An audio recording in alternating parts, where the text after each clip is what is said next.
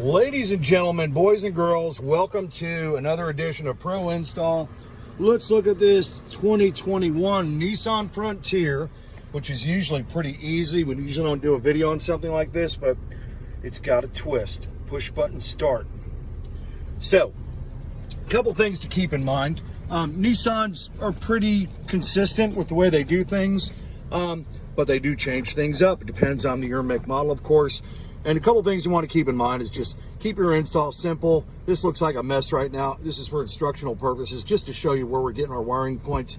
And think about the next guy that has to come in and service the device with every install that you do, and make sure there's nothing hanging, chafing, or rubbing on any moving parts.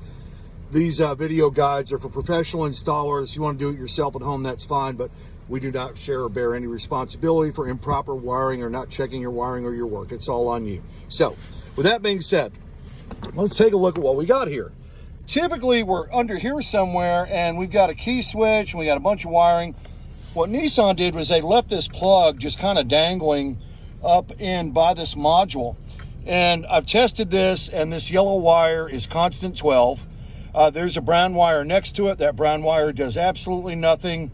This red and white, I believe it was a red and white, or I'm sorry, the green would actually give you a temporary 12 volts when you start this thing up.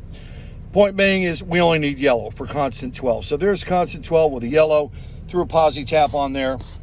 Not too hard to get to if you want to get on your back. It's entirely up to you. Ground, business as usual, everybody. Self-tap of ground. And here's the magic. Right here, there are two yellow wires behind this mirror control switch.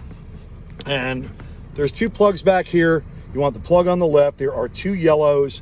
And if you kind of look at the bottom of it, you can see the yellow that we grabbed is actually on the bottom side of the plug going towards the bottom of the panel, not the one my finger is on to the left. But if you can see this, it's the one on the right. That's going to be your switched ignition.